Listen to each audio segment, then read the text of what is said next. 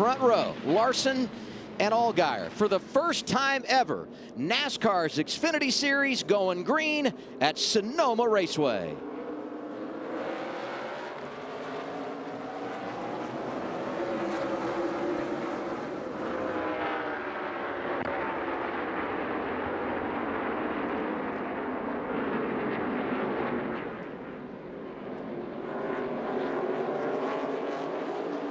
Three wide, turn two. How do you feel about that, guys? Well, I think a lot of these guys are learning that there is a huge checkup when you get to turn two. So for many of them, that's the first time that they've been up there, and it happens again as you get up here to the top of the hill in 3A. So the first laps here are always pretty tough, and you got to take care of the front of your race car to make sure you don't get a lot of damage. Yeah, I think that next stack is coming up here in turn 7, as Coleman talked about. A lot of opportunities, really wide entry into one of the slickest corners on the racetrack. Eric Almirola making his second start, 2023 in an Xfinity car, driving the 28. Fast in qualifying, good in the race. Gets by Allgaier for that runner-up position. He looks really racy here. Really able to kind of muscle that position away through a kind of a funnel point. You talked about Justin being one of our favorites today as far as the regulars go, and I think Eric's probably a wild card. Obviously, a Cup driver with a ton of experience, but excited to see what he can do. Yeah, and I look at that original start and I think to myself, man, I can't wait till we have a caution and have to see the choose rule, because I think it's going to be interesting, because that inside lane seemed to take off pretty well. But if you look at the stats from the Cup side of things, you would pick the outside lane because that seemed to be the lane that gained the most spots last year. So we'll have to see how that progresses throughout the day. I'd say you put an asterisk by anything today statistically with Larson in the equation, because his car is so good. He could probably go inside or outside. It wouldn't matter, right?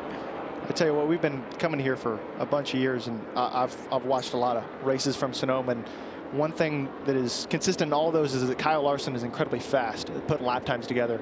And I know, Kevin, you can probably talk about this more than I can, but he's not been able to put the race together most times with that speed. So I think this will be interesting to see if they have that long run speed. Yeah, and I think you heard AJ Allmendinger as you see all these cars climb up on top of that curve in turn 7. Lots of contact with Ty Gibbs and Sam Mayer here as they came off of turn 7.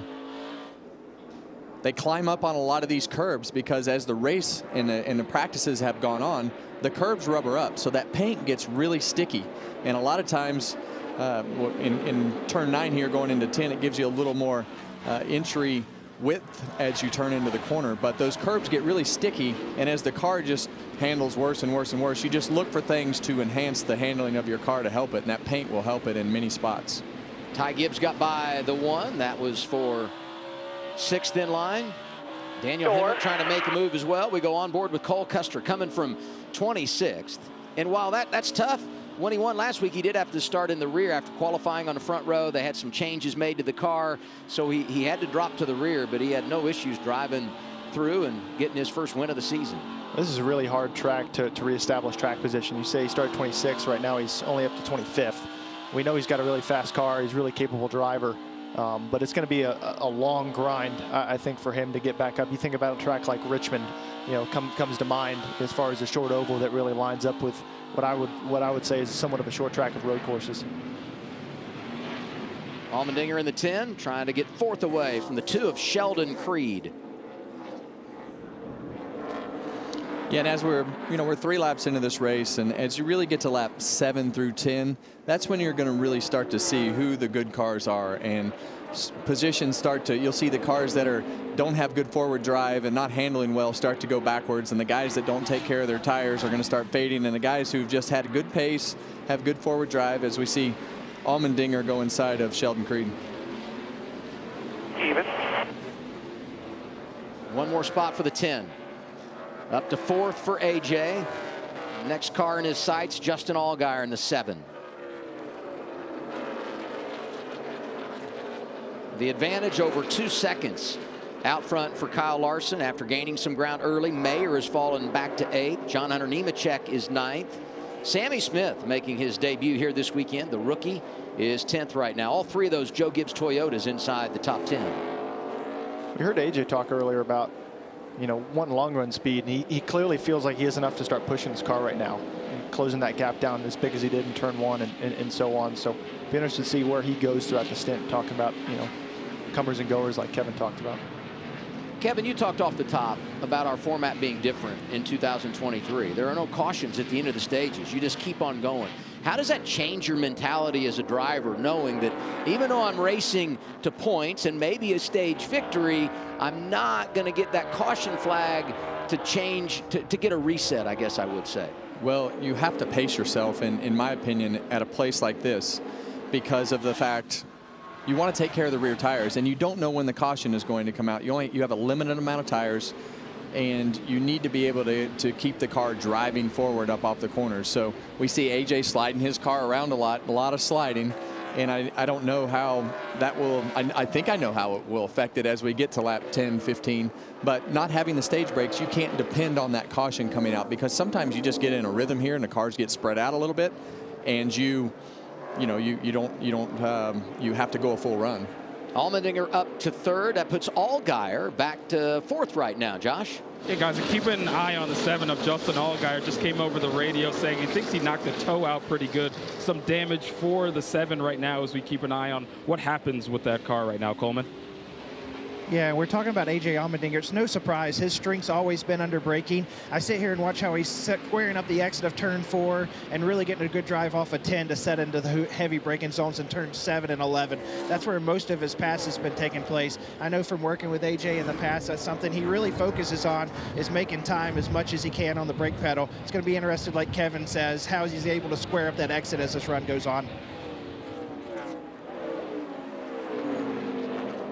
These teams have 3 sets of tires in the pits, and the fuel window right about the midway point. Everyone I talked to today in the garage felt like it would be a 2-stop strategy that would win this thing, and if you get a late caution, you'd have a set of tires laying to put on and make your run to the finish on some fresh Goodyear rubber. So we'll see how all that unfolds, but I bring that up only because if you break it down into thirds, the first pit stop of the day is going to be somewhere beyond lap 20 when this stage ends, which means we're not even close to thinking about a pit stop. Take care of that race car.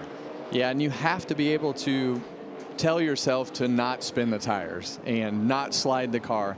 And you see a lot of the guys on the exit of some of these corners, coming off the corner, especially off of turn 2, coming off the corner in the middle of the racetrack. And sometimes it's just the way that the banking is and everything happens, the car just rolls to the center of the racetrack, and that's the soonest point that you can get fresher asphalt and let the wheel go straight, and that's what you have to do in a lot of corners around this racetrack. So it's very temperamental with the car placement and the rear tires staying on the car. When we raced at COTA earlier this year, top 3 finishers were all Cup regulars.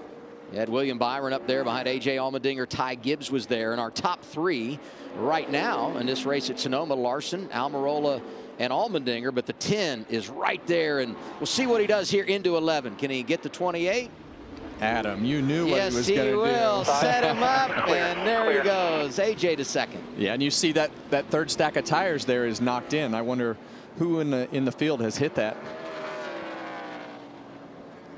7 laps in at Sonoma. Kyle Larson started on the pole.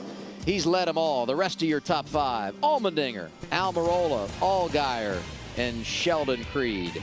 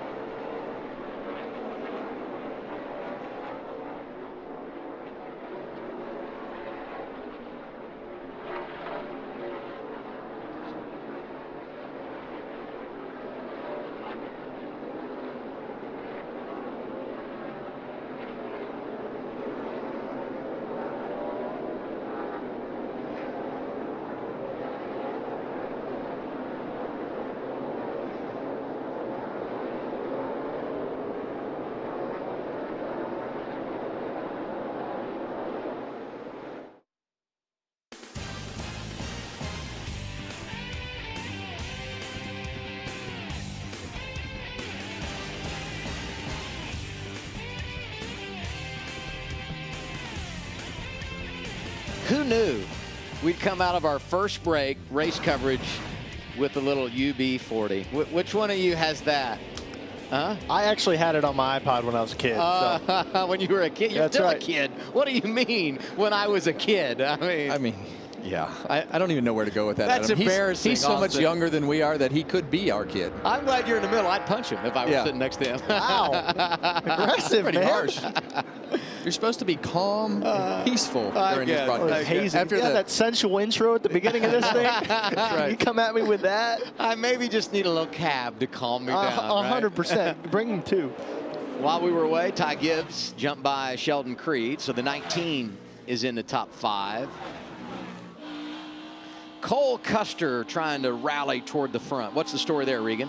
Well, Adam, he's up 4 spots since the start of the race to 22nd position. But keep an eye on something he told me right as he was getting in the race car. Yesterday, they were blocking up front brakes really bad on that car. They made a change to try and stop that from happening, a different brake pad combination in the front. During qualifying, he did not like the stopping power that car had. And as he gets further through the front of the field, it's going to get more and more tough to try and get underneath guys and out-brake guys as he's going. And I'm actually getting a report right now that he is losing a good amount of brake pedal already. So something to keep an eye on for Cole Custer. Yeah, and this is just a really easy racetrack to lock up the front tires. So they wanted to try to resurrect that problem to not lock up the front tire, but not having the stopping power that you need in the brake zones is probably worse than sliding a tire. But see Sam Mayer come off of turn 4 right there with the textbook pass into turn 7, and there we go. Tire locking up. Missed the corner. 2 drivers going for their first career win. Mayer in the 1, Creed in the 2. And both really good road racers. Impressive last Saturday in Portland. Mayer didn't qualify after an issue in practice, came from the back and got his best ever run on a road course in the Xfinity Series, came home 3rd. Sam's had a really solid last couple months. I feel like they haven't had anything too exciting, but I think some stability's pretty good for a guy like him. You know, be able to come in and just knock off some top 10s and be able to run up front. And, you know, I think he's moving up through the field here pretty nicely, trying to establish himself where they need to belong for the race. But pace-wise, I think something that's really exciting for everyone is that AJ Allmendinger has been faster than Kyle Larson for quite a few number of laps in a row. Not very fast, but it's looking good here. Parker Kligerman qualified 12th. Told me in the garage area this afternoon, man, I just missed advancing to that 2nd round of qualifying, but he's picked up 3 spots, 9th right now for the 48. Yeah, and when you talk about road courses, that's right in Parker's wheelhouse to try to take advantage of. We saw him at Portland and thought he was in position to get more out of the day than he did, but here we are at another road course and he gets another shot. Josh? Yeah, and speaking of the 48 of Parker Kligerman, remember last week at Portland, they make that move in overtime to go for the win and kind of gamble, and it resulted in that 14th place finish for them. And I talked to him earlier in the garage, and he said, you know what, we're at a place where we know road courses are our best shot to get a win. I had to make that move. If I'm in that situation again, I would do the very same thing. They put a lot of stock in these road course races, and they know this stretch is very important for them to get their win they're seeking, Regan. Well, you guys were mentioning in the booth how the lap times for AJ Allmendinger right now are very good. Kyle Larson's team took notice of that already. Kevin Mendering reporting to his driver exactly where he was losing the time, where he needs to pick it up a little bit. Turns 4 and turn 7, the areas they've highlighted early on. Over halfway through our opening stage, 9 to go, and we will not throw the caution, but we'll give stage points and a playoff point. And I say we'll give a playoff point, but maybe we won't. If Kyle Larson's out there, it'll just go unspoken for. Boy, right now it's hard to imagine that he won't be the man. Well, even that feedback, you know, that Kyle's getting from his team, turn 4 and turn 7, those are 2 straight line brake zones. And what have we seen a lot of so far in the 12 laps that we've done? AJ passing a lot of people in straight line brake zones. So I think that tells Kyle where his strengths and weaknesses are, because probably going to get a caution at some point, and they're probably going to have to race each other.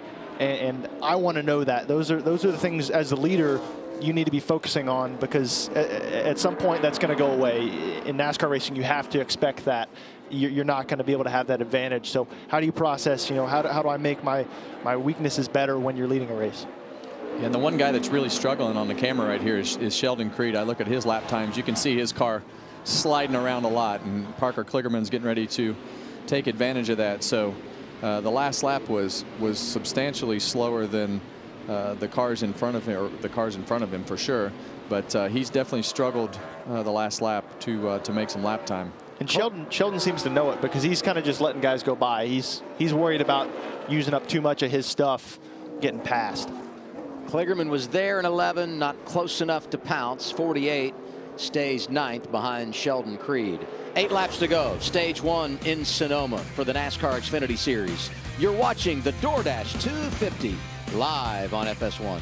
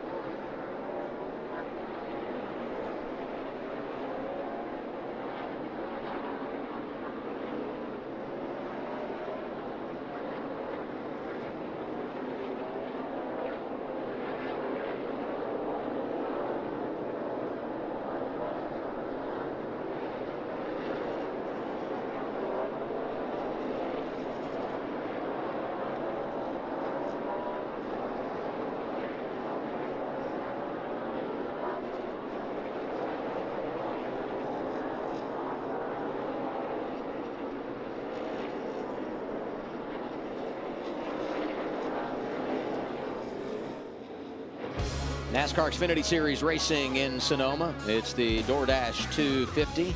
6 laps to go in our opening stage. We've been green so far. We did have a couple of cars off the track when we were away. Not enough to produce a caution. Joe Graff Jr. turn 4. There it goes down the hill. And when you leave turn 4, you drive down to turn 7. That's where his teammate Ryan Sieg had a problem. Connor Mozak 24. 02 Blaine Perkins, and behind them maybe a little help for Sieg, huh? Like a little bit of help. I laugh. He's not laughing. No, he's not laughing. No. This guy's not having any problems. Kyle Larson. I don't know if he's laughing, but he's smiling inside the race car. He's trying. Yeah. He's trying. We were talking over break, like whether or not if he was pushing, and he's obviously are 4 more cars that are pushing pretty hard.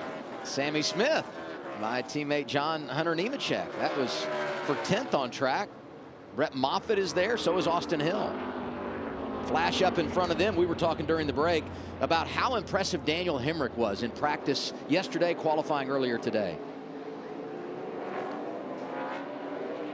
Yeah, and we see Sam Mayer right here. He's continuing to go forward. He's obviously got a good long run car, and his car seems to have the forward drive up off the corners that he needs. So he's definitely one of the cars going forward as the long run goes on. The reason I thought Sam could be a player in this race today is during qualifying earlier. In the opening round, he wasn't where he needed to be. It took him 3 laps to advance to the second round. So when I saw that, I'm like, no chance. I mean, he's going to start 10th, right? No doubt about it. And he goes out and qualifies on row 3. That said to me, they got something when the tires fall off. I know that's not the best example when you talk about long run in the race, but no, this is the Xfinity Series. He's on those same tires right now. Right, absolutely. He has not changed tires. He has more heat cycles than anybody else in the field. So I think to that point, it shows a clear strength for him to be able to keep moving forward throughout this stint with that many tire cycles. Yeah, and I feel like with Sam Mayer, he's 1 win away from breaking through to 100%. multiple wins because they always have speed. He's just got to figure out how to keep those end of the race or that one moment in the race from tearing up his car or having something go wrong. But they've got the speed. Let's jump up in the top 5. Go on board with Ty Gibbs, 5th right now, and we can see him working inside the car. This is our Toyota on board.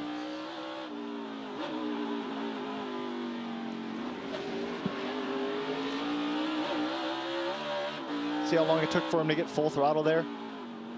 Oh. This will be even worse in turn 7. You hear it. Try to wheel hop there as he's on the brakes, but you can see his right foot there, especially right here in turn 7. I mean, that's just what, half throttle, quarter throttle? Didn't even get full throttle before turn 8. You have to be so delicate with the throttle because if those rear wheels start spinning, you can't stop them spinning. So you have to wait until the car is straight. His foot is great to watch while the car is sliding. And as he comes up off of turn 10 right here down into turn 11, you'll see the brakes and you can listen. Blips that throttle to get the car into gear. And you'll see him try to just be really patient with he's still not full throttle. What's so difficult about that? He did 2 gear changes without even being full throttle. So you're having to match the revs with the throttle position you have to put back in so you don't spin the tires when you get into that higher gear. And he's a driver, we think, that's just going to get better and better throughout the race because prior to yesterday, he had never seen this place. And not just getting experience running on the Xfinity side, but all that track time he got earlier today with Cup practice and qualifying. And that's something that Jason Ratcliffe, his crew chief, told me would be really big for him. He said, I know you run Saturday to set up Sunday, but the reality is we're going to benefit from his Cup practice time when he goes out and runs the Xfinity car. And obviously it's paying off, and there's no doubt he's quicker than Allgaier, who's in front of him. Meanwhile, for 12th, 20 is John Hunter Nemechek, 21 is Austin Hill. This battle appears to be spirited. Right behind them, Ross Chastain, who's not afraid to mix it up. See a little bit of wheel hop there. Outside door, bumper clear. It's such an optimistic pass to try and make later in the stint into 7 because, like Kevin talked about earlier, it's so easy to lock up all 4 tires going into that corner. And 20 car almost lost another spot because of it. Well, and you saw when he locked that tire up, when Ross locked that tire up, the car just went straight. And that's what happens when that tire locks up, especially into a 7. That car just wants to go straight. 2 to go on the stage, and neither one of those drivers in position to get stage points. And that's worth mentioning because they're 1-2 in the regular season standings coming into today's race. Ross Chastain into John Hunter Nemechek. He goes around in turn 11. Mark that one down for later in the race. Well, John Hunter was struggling. He was going backwards. His car was sliding all over the place. And that's really what this all is. Last week, he was, in my opinion, had the best car, was the car to beat. And come to a different racetrack, same car, same team, same driver. And, you know, he's struggling with grip right now. Yeah, for whatever reason, his car did something he didn't expect it to on entry to the corner there to 11. Really had to back it up and probably left a bit of room for opportunity to get excited. Drops him back to 18th. On board with Cole Custer. He's made a good run up into 15th here. Yeah, and this will be 14th as he goes around Josh Berry. Clear, all out front. On board with Cole Custer. That's our Ford Performance onboard camera. Coming back around, 1 to go in the stage. Cole Custer, biggest mover of the race. He's plus 11. Berry was plus 6 till he lost that spot to Cole on track. And I always feel like this is a racetrack where experience can gain you positions because knowing what your car is going to do, that it's not going to handle very good, and all the things that come with that, come with this particular racetrack, you can put your car in the right spot and make time just by putting it in the right spot and knowing the history of the track. And I think that's what was making Cole, helping Cole go forward. Final lap of the stage. Two drivers that need stage points right around the cut line. Sam Mayer, Parker Kligerman getting after it. 7th and 8th on track. Here's Larson. Turn 4 down to turn 7. Got to report the 98 of Riley Herbst decided to make a pit stop. Got to believe that's a strategy play. So do we think that's a 3-stop strategy? Is that how that adds up here? Well, you definitely could make it on one more stop from here, so that could be a 2-stop, but maybe they are thinking divide it more into thirds in pit 3 different times and take advantage of all those tires. Most crew chiefs told me they feel like the winning strategy is pit twice unless there's a late caution, and then you come and get that 3rd set of tires. Kyle Larson leads wire to wire. He wins stage 1. A.J. Allmendinger is 2nd. Eric Almirola is 3rd. 4th going to go to Justin Allgaier. And that's worth noting because he's someone running for the championship. He wants those stage points. And an issue maybe for Josh Berry. It looks like over by turn 7 off of the chute. No drive. Well, the caution's going to come out, and the guy that's going to benefit from this, yes, Riley Herbst, is going to be Riley Herbst. Richard Boswell, as crew chief, must have said, I sense there's going to be a caution. Let's pit. And there it is. Yellow flag is out. Stage 1 is complete. Ty Gibbs finished 5th in the stage. Points for Daniel Hemrick, Sam Mayer, Parker Kligerman, Sheldon Creed, and Sammy Smith. And the caution is for the 8 of Josh Berry, who had picked up 5 spots early, worked his way to the top 15, but sitting idle on the track, and that produces yellow flag number 1 of the afternoon. The unique thing about what just happened with Riley, he was 5 car lengths from getting lapped. And when this all cycles out, I believe Riley's going to be the leader. 100%. I would have, yeah, absolutely. With what, like a lap on his tires? Yeah, couldn't be any better. Yes. Likely pit stops when we come back. Stage 1 is in the books in Sonoma. Larson is the man in that 17 car.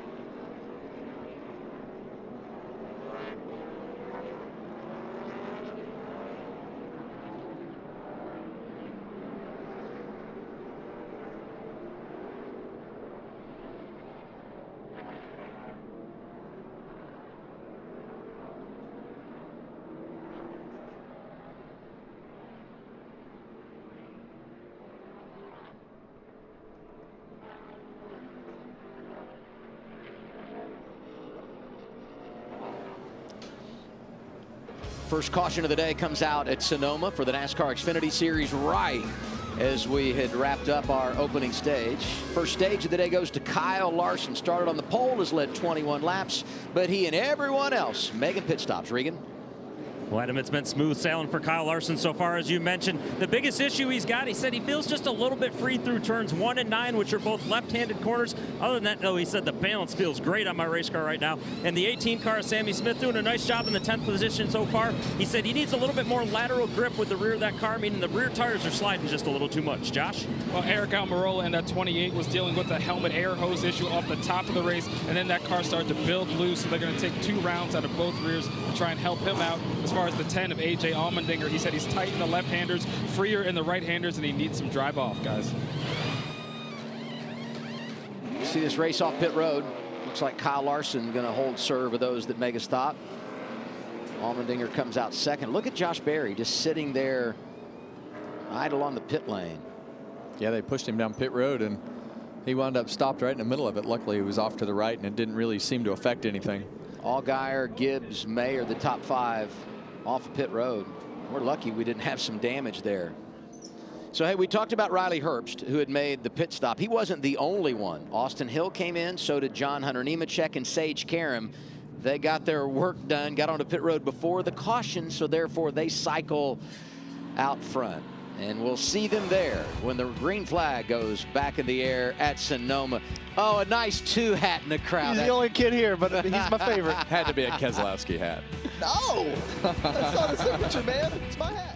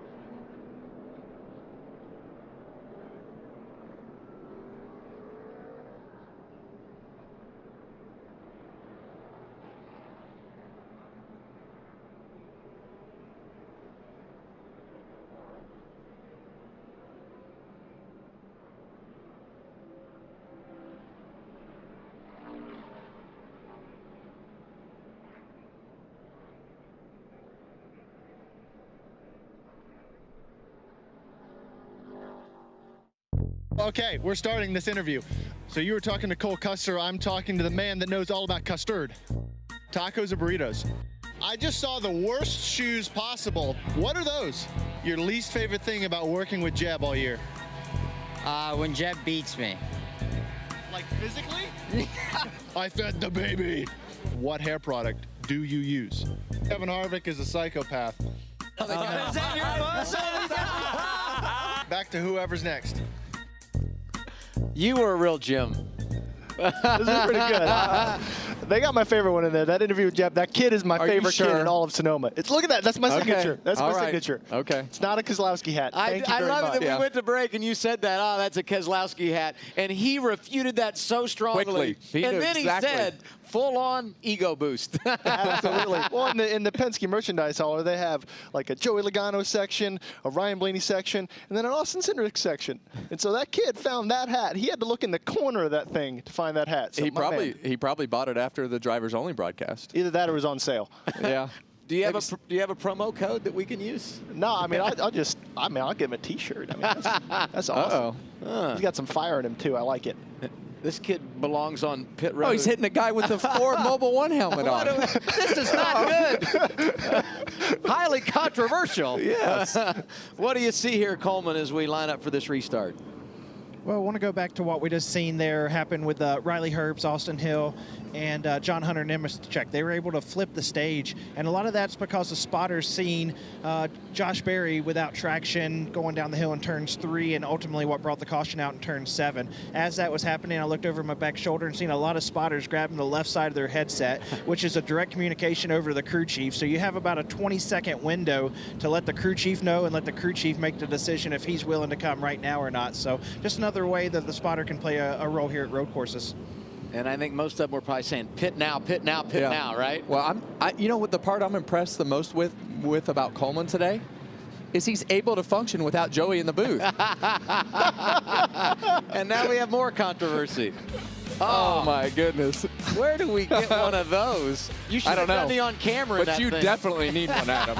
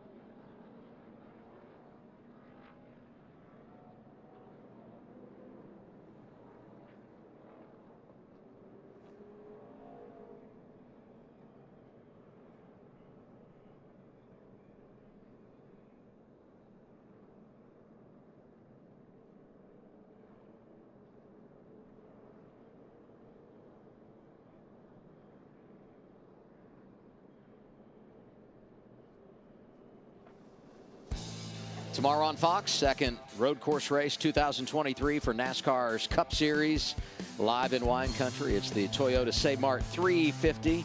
The race day starts here on FS1 at 2 Eastern time, over to Fox at 3, and we're green just after 3:30 Eastern time. Looking forward to watching you two go at it tomorrow. Hey, we were a bit surprised. When we went to break, you might have noticed that Riley Herbst was the race leader, and we're like, wait a minute, what happened? We waited a lap, NASCAR sorted through it, and they had put Herbst back in the 4th position, and those 3 cars that came at lap 20 cycle to the front: Austin Hill, John Hunter Nemechek, Sage Karam, then Riley Herbst, and behind them all those drivers that pitted once the caution flag was in the air and they came down and did their service there. Yeah, and I would assume that's why we took the extra lap on the pace lap to get the scoring situated. Yep. Because we were a little bit confused, because when the caution came out, Riley was the car in front of Kyle Larson about to go a lap down, and the other 3 cars that had pitted, Austin Hill, John Hunter Nemechek, and Sage Karam, they were in front of the 98. So NASCAR got that straightened out, and I'm sure we're going to come to the green this time. Sorry. Oh, no, it's all good. Reason for the caution, Josh Berry, 37, 2 laps down. What's the story there, Josh? They've had a fuel pressure issue. They came in, they think it's either in the cell or somewhere in the line, but they came in 4 different times in the last couple laps to try and address that. They filled it full of fuel, and then on top of that, they had a radio issue, so they had to switch that from channel 1 to channel 2. So just a nightmare start to the day for the 18. Free pass here goes to Joe Graff Jr., and there is our pace car, the all-new Toyota GR Supra, leading the field this afternoon. And we're going to do the choose. First time we've executed that here at Sonoma in the Xfinity Series. Yeah, and I think the choose will be interesting this time, now that it's not the original start and everybody's actually going for it. And I think the other interesting part will be A.J. Allmendinger and Kyle Larson on row 3, because A.J. wants to do everything he can, don't you think, Austin, to get in front of Kyle Larson, to take his advantage of having the clean air and put pressure on him. Yeah, not only that, it's Kyle's first time in dirty air. In these cars, it doesn't mean as much, but having to be creative with your lines, work around other cars, and how these 2 lanes in front of these 2 stack up. How does a 44 get through turn 1 and 2 is going to really depict on how AJ's restart's going to go and getting position. 1, 2 in points, front row for the restart. Austin Hill, John Hunter Nemechek. It's stage 2 at Sonoma. Great launch by the 20 car in the outside lane.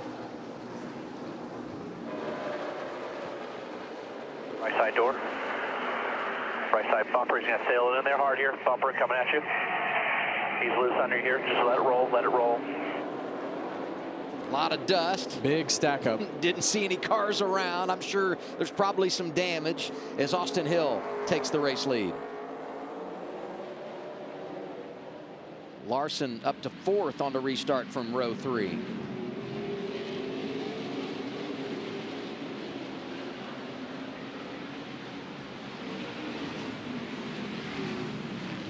Oh my goodness, what a mess. Man, bonsai move by the 18 of Sammy Smith over the curb at turn 7 there. Give him credit, they all made it. We saw some damage back there. I think it was Custer might have had a fender torn off or something. Ty Gibbs got a donut on the right side of his Toyota.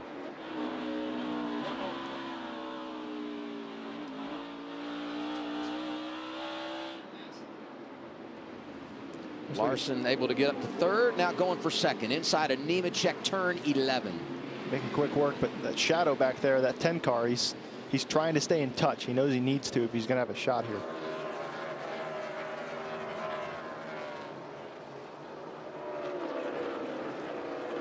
Well, and what a game changer for Austin Hill, John Hunter Nemechek, and Riley Herbst. I think as you go through the day and you're not running good and you don't have the track position, and that's what it takes. You get 1 caution flag to time out for you, and you get track position. Even if those guys lose 5 or 6 spots, they're still going to be way ahead of where they were. And that's the great part about not having stages stop and letting the race play out, is to be able to have these situations play out. Here's Larson trying to take the top spot away. Not even 2 laps into the run, 17 back on point around Austin Hill. And A.J. Allmendinger trying to follow him through. As you said, Austin, stay in touch with that front group. In fact, AJ's back there racing the 20 of John Hunter Nemechek for third. Excuse me, that's not for second. Yeah, that's going to be a pretty big disadvantage for AJ having to work through these next couple cars. And like Kevin said, Herb's huge advantage, I think, with this caution coming out. But I would say AJ's actually lost more ground with this caution, this opportunity. You see a nice move we've seen all day on the brakes, getting AJ another spot here up into third. And don't you feel like that's his advantage? And you're really good at it too under braking, is being able to just drive the car in a little bit extra and still make the car stop without sliding the tires, without having wheel hop. I just feel like AJ is so good in doing that and making those passes. And why does he do that? How does that happen? So I've raced against AJ. I've studied AJ. I felt like I've gotten in AJ's head some days. He's been inside my head some days. And what makes AJ so good is that he drives right to the edge every single lap he's in a race car. I mean, talked about it earlier, him sliding the car or whatever. That's just AJ. If he can do that in a car and make speed out of it, he's going to be really, really hard to beat, and he's going to push you to the edge. He's no different in the brake zones, and I think it takes a driver like that to be consistently strong in the brake zones, having a feel and having a comfort level being right at the absolute limit. On board Ty Gibbs. He's fifth right now behind his teammate John Hunter Nemechek. Same thing. Cole Custer back in 16th. What's up there, Regan? Adam Cole still fighting with the brake issues that we mentioned earlier on in the race under that last caution. He had a chance to really discuss it thoroughly with crew chief Greg Zipadelli. Yeah, something's pretty funky with the brake pedal. It's like I got to pull it back to get a hard pedal. Like if not, it just kind of stays down. It's kind of weird. I don't know. Like there's no return spring on it? I guess. Yeah. Well, I think some of that is trying to adjust the brakes for the type of brake pads that they had in the car, and then you get that balance out, and then the pedal starts to feel funky. But the other thing is the left front fender's torn off that car too. Long day for last week's winner, Cole Custer. Battle for third, Hill and Allmendinger. AJ over a second and a half back of race leader Kyle Larson. You know, we talk about the strategy and who benefits and maybe who paid the price. And somebody that did a great job of not only playing the strategy, as we watch AJ trying to wrestle second away from Hill, is the 44 of Sage Karam. And a very interesting story that came out this week on social media involving Sage's father, Jody. His friend needed a kidney. And Jody said, I'm going to go in and I'm going to donate my kidney. And as they do the surgery, they discovered cancer, a cancer that they felt like they wouldn't have discovered if he hadn't done this surgery to donate his kidney. They removed the cancer, and the surgery that he did to donate his kidney likely saved his own life. An amazing story that came out this week, and we're so thankful that that worked out the way it did after such an unselfish act to donate your kidney to a friend. Allmendinger was able to get second away from Austin Hill. Right behind that group, Gibbs, Nemechek. Allgaier back there in sixth. He's been somewhat quiet.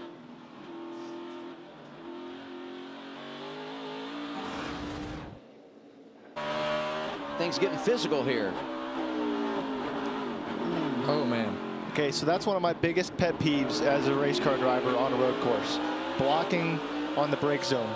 You know, John Hunter obviously was trying to defend the position, but Ty had already committed to the brake pedal. You know, he's already committed to driving hard into the brake zone. And if you move a car in front of me, it's not going to help me stop any better until I hit it.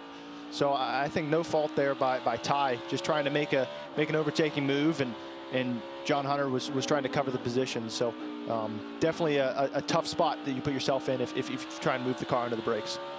And those two have a bit of a history. I think about Richmond last year when Gibbs was running for the Xfinity Championship, and Nemechek was a part-timer because he was running full-time in the Craftsman Truck Series.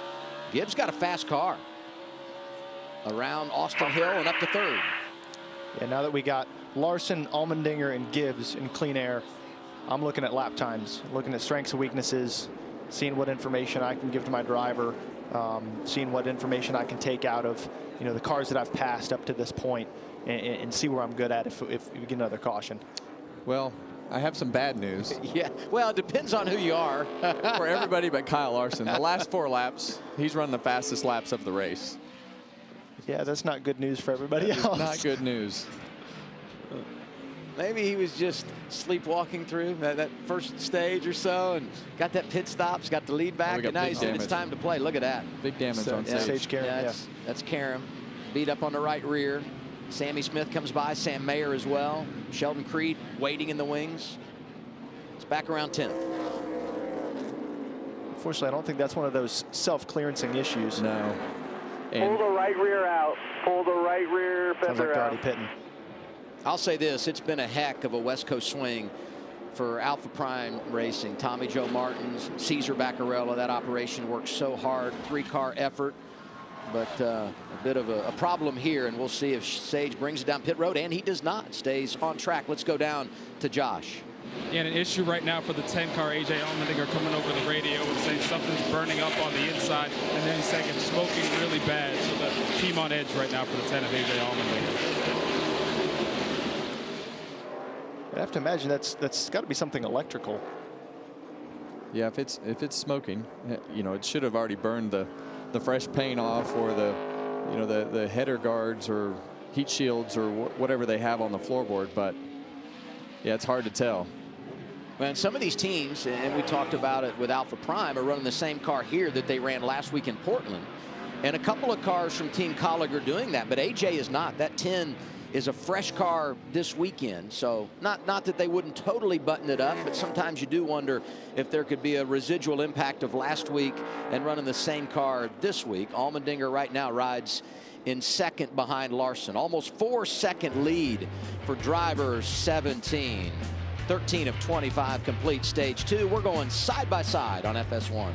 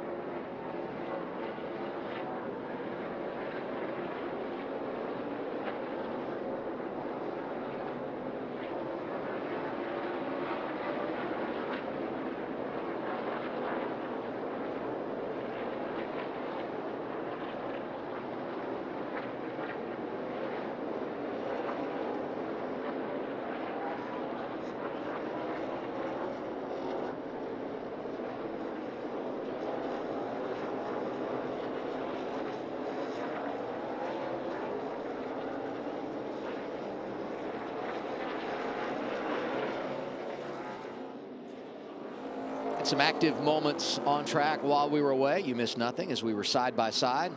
Great to have you with us on FS1 with Kevin Harvick, Austin Cindric. I'm Adam Alexander. You're watching the DoorDash 250 from Sonoma. It's NASCAR's Xfinity Series, down to 11 laps to go.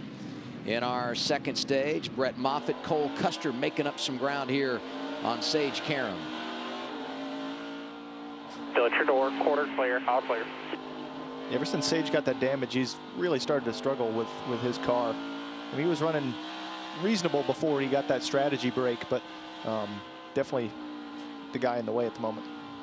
Josh had the report on A.J. Allmendinger. The Dinger is still second. He's 4 seconds behind race leader Kyle Larson. Let's listen to team radio. Just keep going till it quits. Yeah, just keep going till it quits so it gets on fire. Burn that piece to the ground, dog. We're here to win. That was Chris Rice, in case you didn't know. And if you're AJ, it's like that's kind of easy for you to say. You're not the one strapped into it. He's out here in the nice 70-degree weather and watching race cars. But that's really the mentality, right? And really, whether you're racing for points or you're not racing for points, you run it and you run it until it won't go anymore.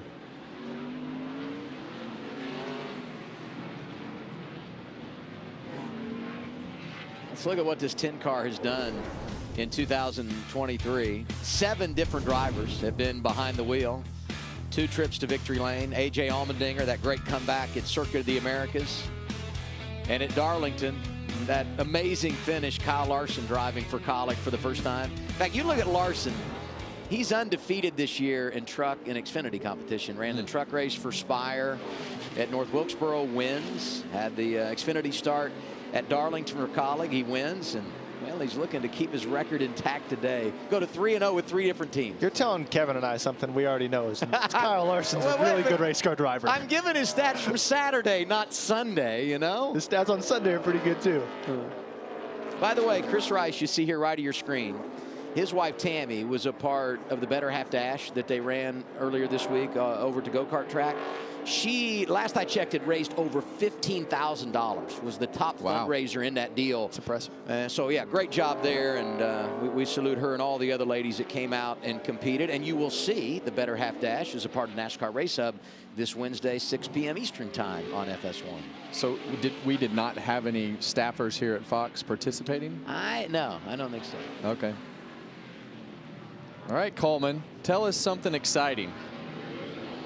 Well, besides me being able to function without Joey, the thing I'm noticing right here, Austin Hill, the guy who flipped the strategy, he's not really falling behind. He's went to school and he's best in class behind these 3 Cup guys in front of him.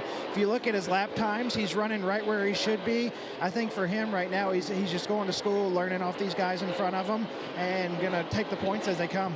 Hey, he was 12th when they came down pit road and beat the caution. Yes. He's 4th right now. As Coleman said, he's in a great spot to pick up some stage points. Riley Herbst is 7th. He was 21st when that whole cycle began. And Coleman makes a great point, because I think that's really what the Xfinity Series is. And when I came up through the Xfinity Series, you got to race against the Cup drivers. You got to see where they drove on the racetrack. You got to see how they restarted.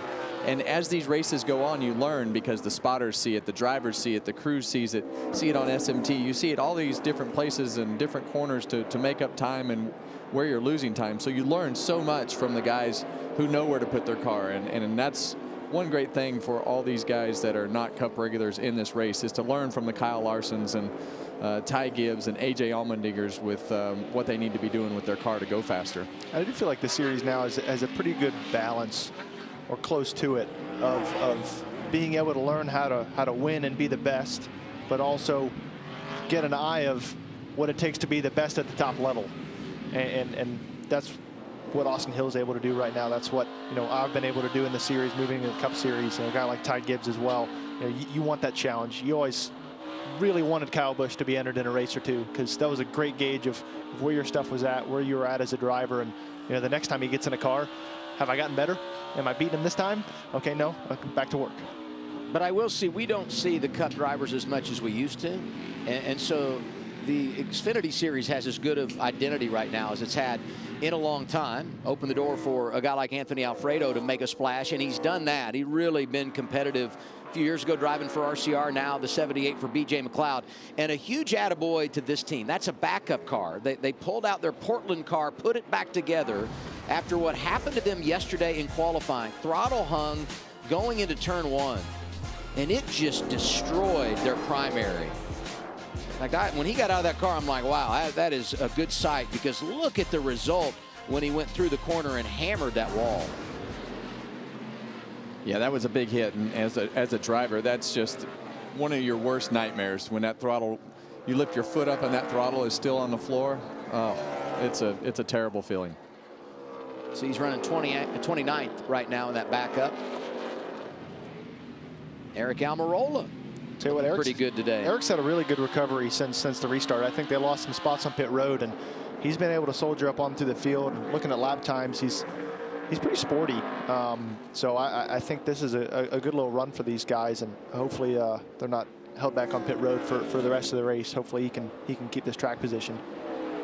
He's 6th, Nemechek 7th, and after the strategy play, Riley Herbst, who was 4th, has fallen to 8th, but in a good spot to get some stage points. And that's a team that really needs a good run here today, because they have been falling since they opened 2023 with 6 consecutive top 10 finishes. Down to 6 laps to go in our second stage.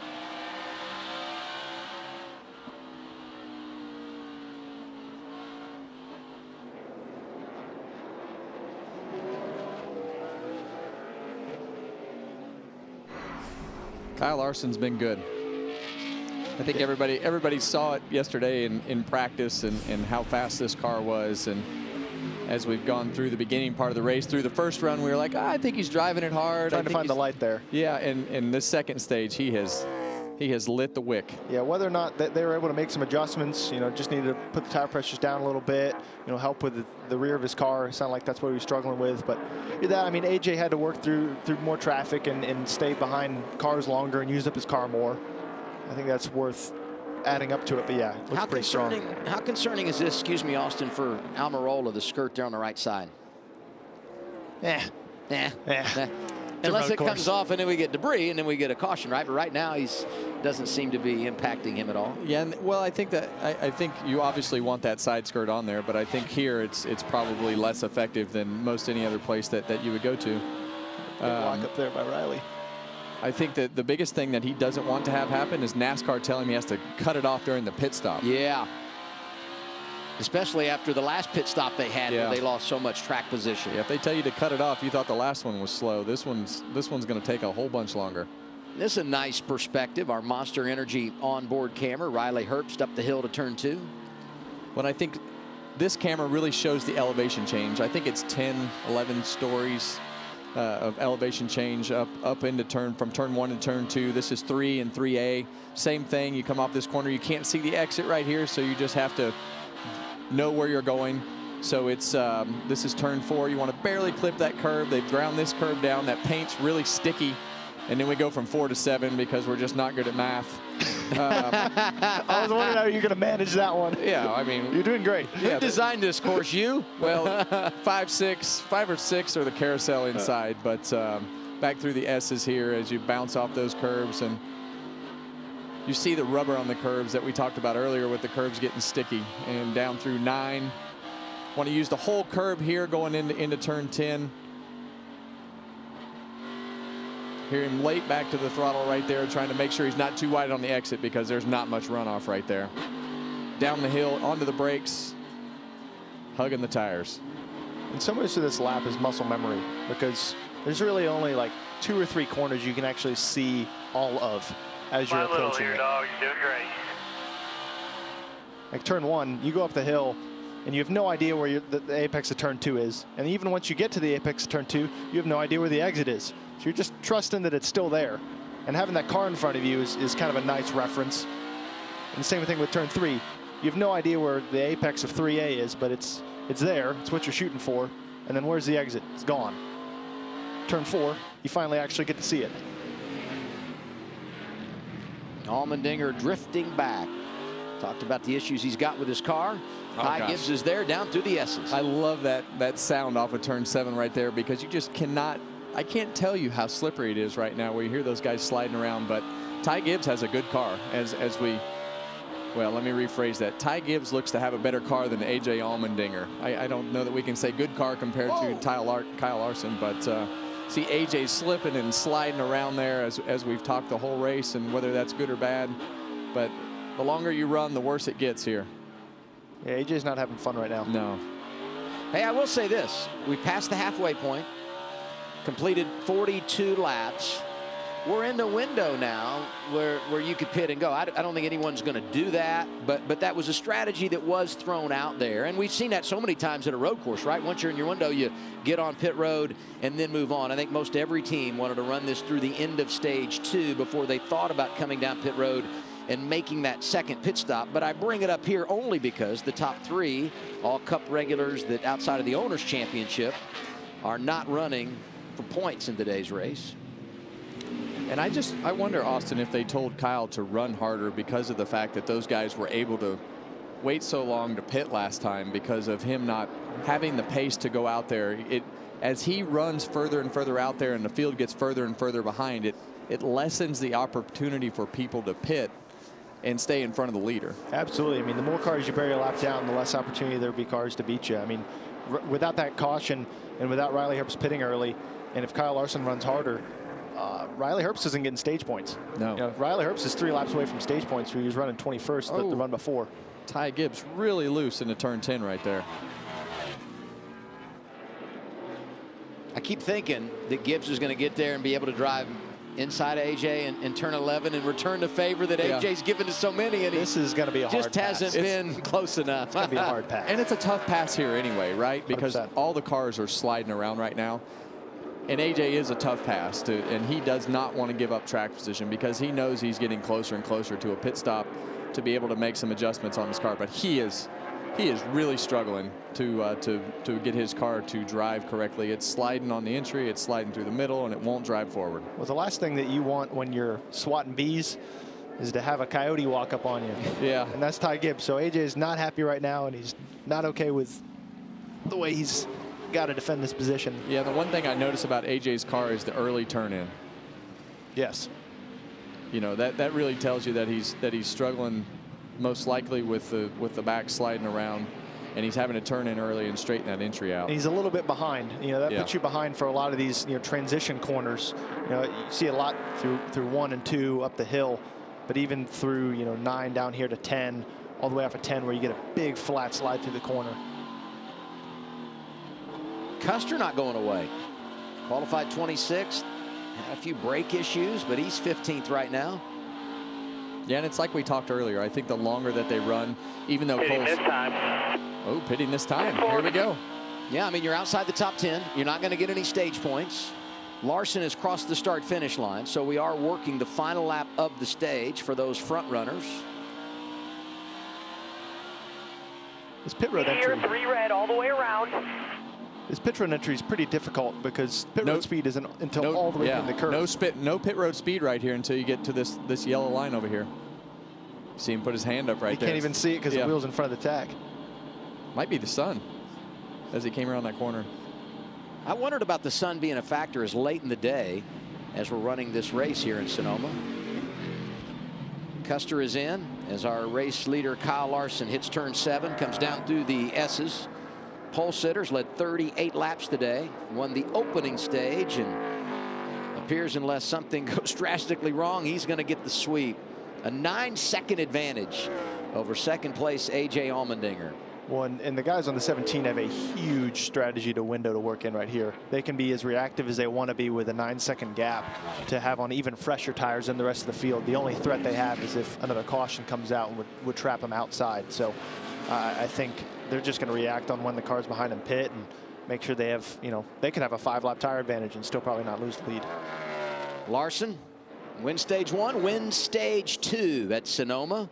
I'll tell you this, last year Larson won the pole and got both stages at Road America, but finished second in the race to Ty Gibbs. Now, that appears unthinkable right now because of what's transpiring on track, but one caution could change everything. Allmendinger comes by in second, Gibbs is third. Allgaier scoring stage points again, he was fourth. Austin Hill, who came in second in the regular season championship chase, gets 6 stage points, he was fifth. Almirola sixth. Nemechek leading the points coming in was 7th. Herbst makes the strategy play work for some stage points. He was 8th. Kligerman and Mayer 9th and 10th in stage 2. You know, 3 of the 4 cars that got to stay out got stage points there.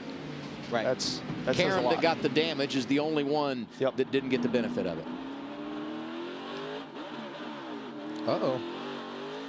Here Ty Gibbs miss a shift right there.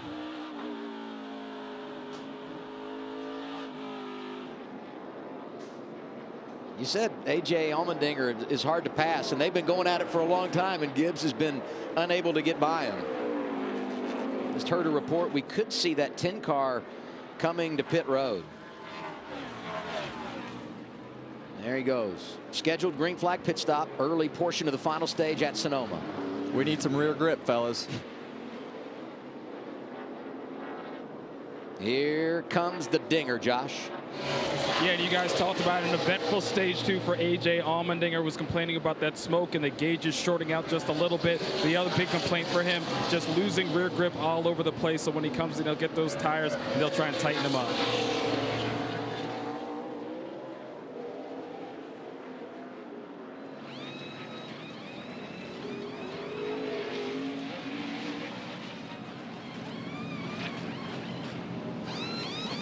Larson continues going around some lap traffic. And here's what's going to be fun to watch. AJ gets those fresh tires. He's motivated. He's going to be getting after it when he hits the track again. It all depends on how many laps he knows he's planning on doing on those tires. Is he going the distance? Is he going all 33 laps? Because you get on clean air and you have a great opportunity to not burn the good off of him too early. I think that's something he's got to keep in mind. Justin Allgaier made a pit stop under green. Here comes his Chevy teammate, all the way to the yellow line Kyle here. Larson.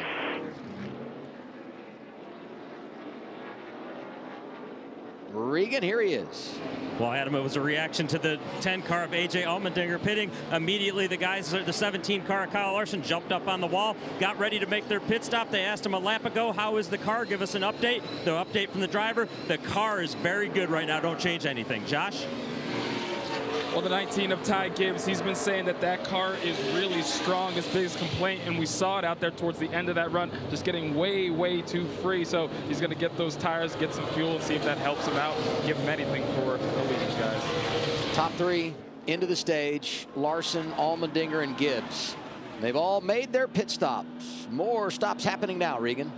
John Hunter Nemechek having a solid day right now. Problem with his car, though, it falls off a cliff after about 15 laps on the tires. No rear drive. He needs a lot of help with that.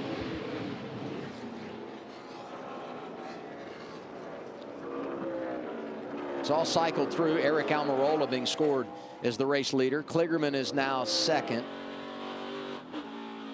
And you can see where Larson and Allmendinger are in the map up top on those fresher tires. Yep. More green flag stops coming. We'll keep you side by side as we go away. 32 laps remaining at Sonoma. For the time being, Eric Almirola shows the way.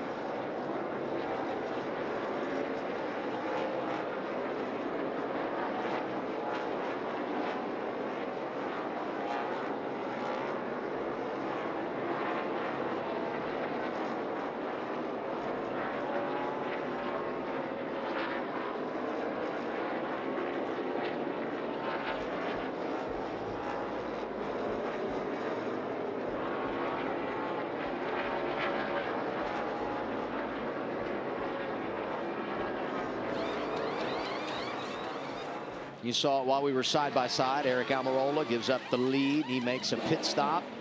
Scheduled green flag service, 30 laps to go in the DoorDash 250. Sammy Smith also made a pit stop. So it's all cycled back through to Kyle Larson as the race leader. Suarez is second. He has not made a stop. Allmendinger is third.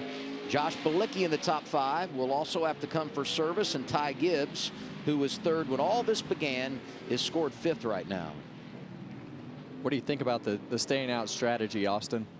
I think it was the right move for the 28. We talked about earlier that Eric seemed to have really good pace, and for him to be able to kind of separate himself. You know, we saw AJ and Ty Gibbs both pit and come out in a lot of traffic. Well, the cycle is pretty much already ended by the time the 28's gone out. So I'd be curious to see, you know, what the delta is for him after probably 10 laps on tires to the rest of the guys that pitted first. You know, the other thing is, it's got a green flag field. And so if you wait, you know, longer to pit, you're going to be that much better late in the run. And everybody's in their fuel window. They've got another set of tires if they need them. But nothing saying that they're going to come and get them here unless we get a caution. And so with that, if you pit a little later, maybe late in the run, you get the payoff.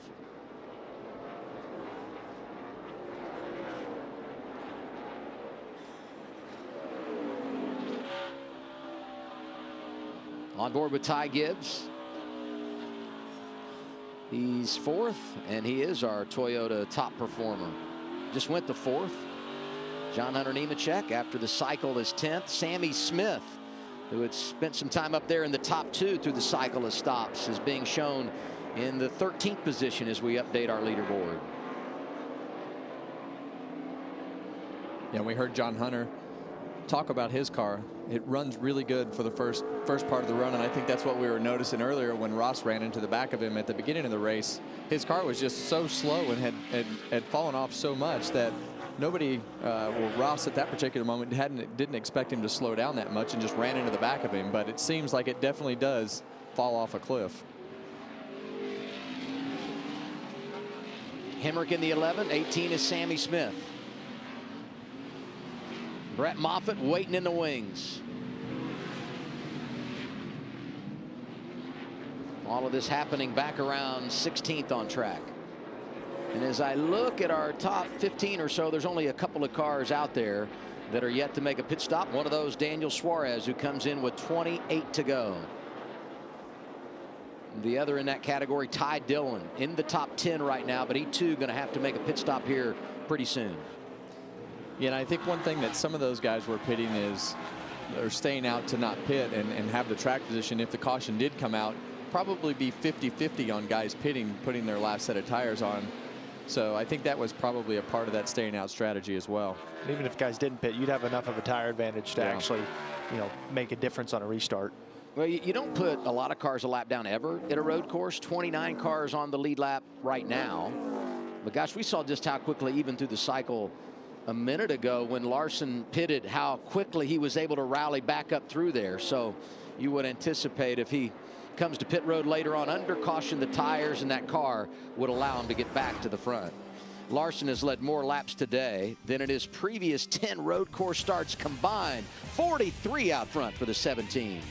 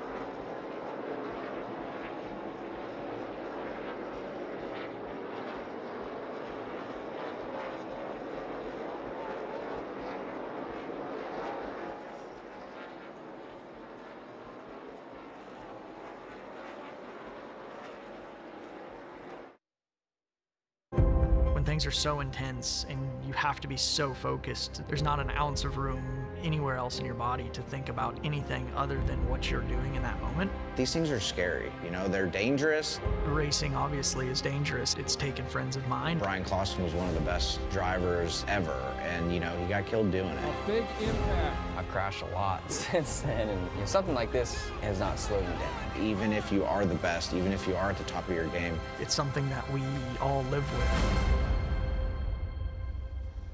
The final episode of Dirt premieres Tuesday, 7 Eastern on FS1, following NASCAR Race Hub. Of course, one of the focal points of that show has been Kyle Larson. So many great stories to tell there in the last few weeks with Dirt.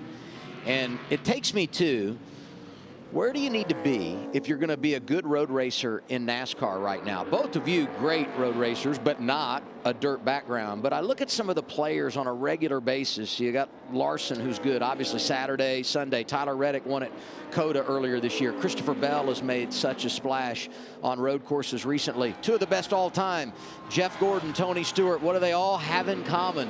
The foundation of their career was on dirt. What's the translation there from that to this? Well, I don't have much of a dirt oval racing background, so I can't speak on that behalf, but there's a certain part of me that I've driven enough race cars on enough different types of racetracks on enough different surfaces to know that a car is a car. And I feel like dirt racers have a very good sense of their car and what it's capable of, and they have to put it in a lot of different positions in a similar environment, you know, on different racetracks, you know, using creative lines, you know, feeling out where the grip is, you know. You have to have a very good sense of what your car is capable of with so many different types of turns on a road course. But at the end of the day, a race car is a race car. You're going to be limited by what your motor can do, what your rear tires are capable of, and what your front tires are capable of. Well, I think the other thing in today's generation of race car driver is they just have so much more time on the road courses too. So you have more opportunities. When you look at Tyler Reddick, and he'd probably tell you, you know, I had to go to work on my road course stuff, but man, when he did, look where it took him. I mean, he went to a whole different level, but you've got Trans Am cars, you've got Toyota that has road racing programs, Ford has their road racing programs, and you see a lot of these guys doing a lot more road course stuff to get the reps. I think that's changed a lot in the last 5 years. You know, when I started in stock car racing, it was still kind of an unknown value. You guys were still only going to Watkins Glen and Sonoma, like that was it. And I think as we've added road courses to the schedule, the guys coming through Arc Menard Series, Trucks, Xfinity, into Cup have realized that this is a discipline that you can't just be passive about, and it's made a huge impact in some of these feeder series. What's up, Regan? Well, as you guys are talking about drivers getting experience on road courses and getting extra laps, think about the guys that are on this 17 car this weekend. Of course, many of the normal pit crew members, or excuse me, many of the normal crew members that would work on this car in the garage, they are actually in Le Mans right now with Garage 56. That presented an opportunity for Hendrick Motorsports to bring some guys in from the shop who maybe are young guys that want to start traveling, that want to be on the road, but they don't get those reps because of the roster limits. Now, they brought these guys this weekend. Some of these guys might be guys that you see on Cup cars next year, so all around helps to give experience and make teams better. Coleman? Yeah, and someone else who's looking for something to happen here is Cole Custer. If we think back to the pit cycle, he was the one that flipped the stage.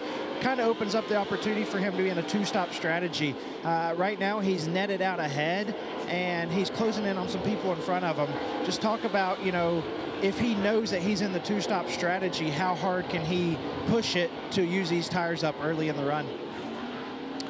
Well, I think you definitely think about how you come off the corner a little bit differently, and how you charge the corners and taking chances. And really, when you're on that strategy, you know your car is probably not as good as the guys that are running up front. So you're trying to make up time somehow. So you use the tires and try to go faster for a shorter amount of time, put them on again, and hopefully you make up more time than what you did by not changing the tires and the fall off of your car. So yeah, it lets you be more aggressive and try to move forward with the fresher tires. You have to stay so disciplined too. Like, you have a guy like Sammy Smith who's obviously running Cole down, but even when the car is catching you and you can't do anything about it, it's like, you know, I want to go play with my friends. They're all having fun. Like, why can't I drive my car hard too?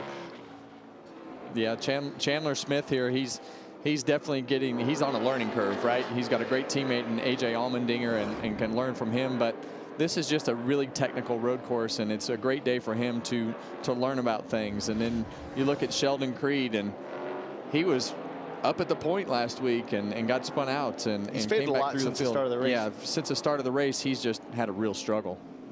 Brett Moffitt inside the top 15. Talk about an overachiever. This is a brand new race team. Moffitt always gets more out of his equipment than what you would anticipate that he's able to, and solid again. He was a road course winner in the Craftsman Truck Series a number of years ago. I'd say Hemrick's kind of falls in the same category as Creed. I had pretty high expectations going in the day as far as Xfinity Series regulars that could have, you know, a solid day, and they've kind of seemed to keep fading throughout the race. Kind of brings me to think about, you know, making the right adjustments. Maybe they weren't able to capitalize on their first couple pit stops. I'd say the next guy is my favorite guy. He's your hero, isn't he? He's my hero. Alex LeBay, I tell you what, he gets everything out of every car that he drives on these road courses and these Xfinity cars. I'll be 100% honest, live air on TV, I told my guys, if I ever couldn't drive my Xfinity car on a road course, put this man in it. I think he deserves a shot. I think he deserves a shot to go out there in a really fast car and show what he can do, because he's impressive in some of the equipment he gets in. Cup teammates, 18th and 19th, Chastain and Suarez, both had Cup wins last year on road courses. Chastain got it done at COTA, first career win for him 1 season ago. Suarez right here at Sonoma. And rounding out the top 20, Brandon Jones, new team this year. Needs something good to happen. Came in below the cut line, trying to make the playoffs, and he's 20th this afternoon and really hadn't been close to the top 10. They've had a bit of a struggle this weekend here at Sonoma. Kyle Larson leading, 20 laps to go. How about this? The last driver to win consecutive starts with 2 different teams. Jamie McMurray, 2004. Larson trying to do it with Colleague and Hendrick. He's way out front at Sonoma.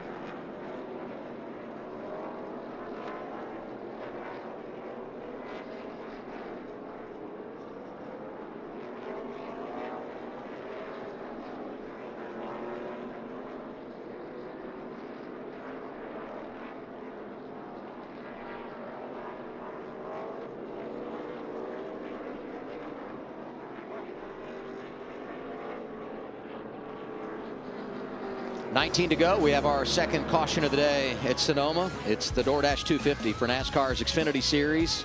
Jeffrey Earnhardt went for a ride and hit the wall, and you can see the heavy damage there on the 45.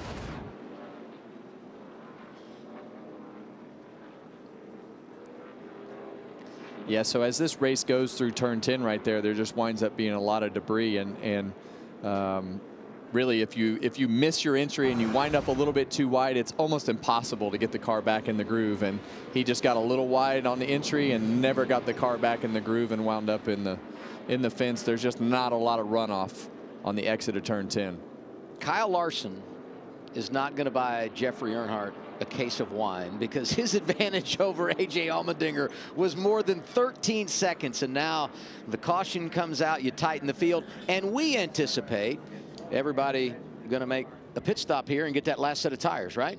Yeah, I think it's who gambles and doesn't take that last set. I just don't know if there's enough laps that you'd be able to make up the difference, even if you're in the minority there, as far as on a fresh set of tires with, I don't know, say 7 or 8 laps left in the race. Are you going to make that up, you know, by the time, you know, hoping for another caution to come out or not? I think you got to take the last set. As we wait and see what happens on pit road, we remind you tomorrow on Fox, week 9 of the USFL continues with a North Division showdown as Philadelphia takes on New Jersey. Catch all the action tomorrow, 7 Eastern on Fox. Who you got, the Stars or the Generals? Big Generals guy. I knew you were. That means you got to take the Stars. I'll take the Stars.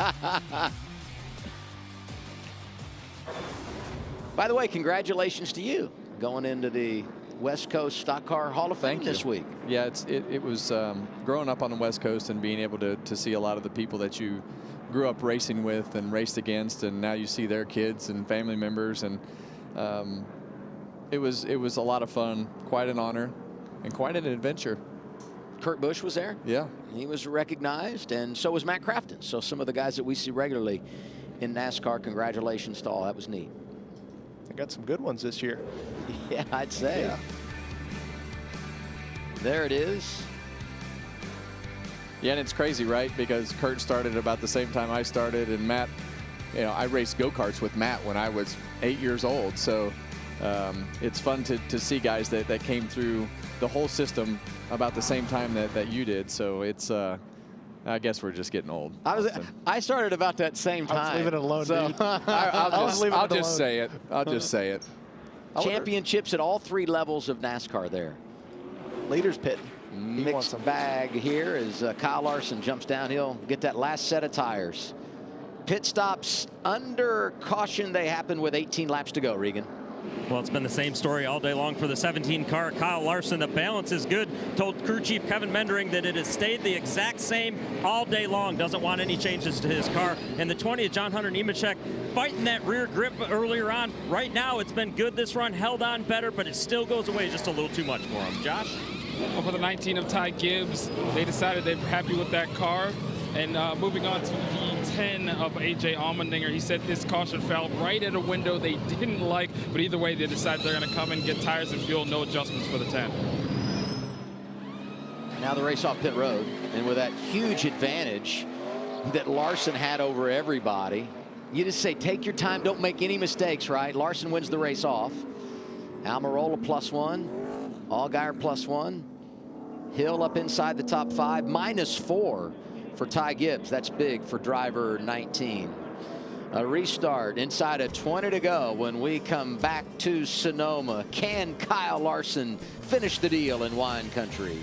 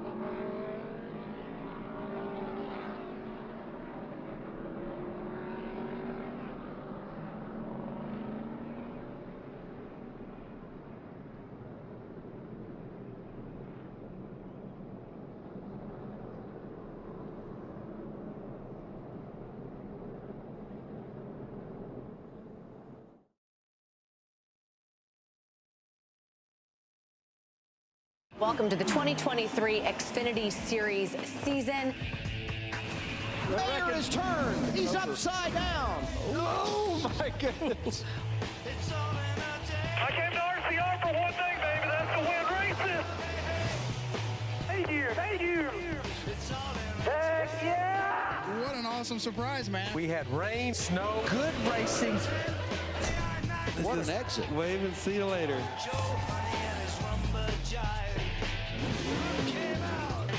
I thought we might get a Tony Stewart there. John Hunter Nemechek just set the whole thing on fire. They were wrecking all the way down that straightaway. Damn it. Damn it. This is the big one here at Talladega. It is throwback weekend. Things getting dicey. Oh, there we go. Spinner. First career victory in Richmond. What does it mean to be in victory lane? It's amazing. It's a dream come true. It's for everyone that doubted. What a wild afternoon it was.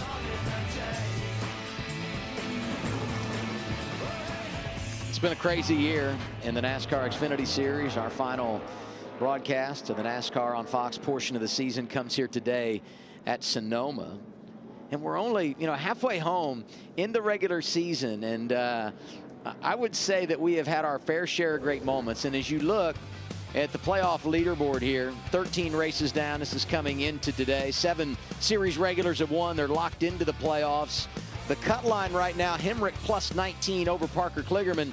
And look top right, Austin Hill, John Hunter Nemechek, 1-2 in points, 18 and 14, their playoff point total right now. Yeah, and I think the guy that's done himself a lot of favors the last few weeks is Justin Allgaier. And when you get to the end of the year, or the end of the regular season, you want to have as many playoff points as possible. But the higher you are up that list, the more points you're going to get. And he's definitely been on a roll lately. Had a couple of drivers elect to stay out here. Alex Labbe, Daniel Suarez. It's been more than 10 laps since they had a pit stop.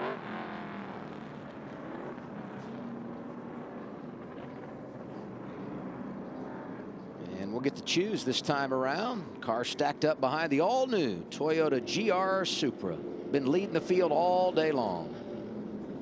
Here we go, Austin. Oh, a little bit indecision. That was big. Allmendinger picking behind Larson. He didn't like getting stacked up that last restart, stuck on the unpreferred lane up the hill. He wants to keep Larson in his sights, and he thinks it's gonna be by giving up a row. So I think that's a big move, hard call to make. Let Larson clear the path, and I'll just drive right through, right? And I'll be 100% honest, it would not be a NASCAR Xfinity Series race if some slower cars did not stay out in front of the leaders for the last restart, potential last restart on a road course. It happens all the time. But one of those is your hero, one of Alex my Labbe, hero. And one of them won the Cup race here last year. But Come they on, got Austin. old tires, and they're going to be slow, all right? It's going to be a mess, and Kyle Larson's going to be the first one to figure out how to get around it. 15 to go as we return to the green flag at Sonoma.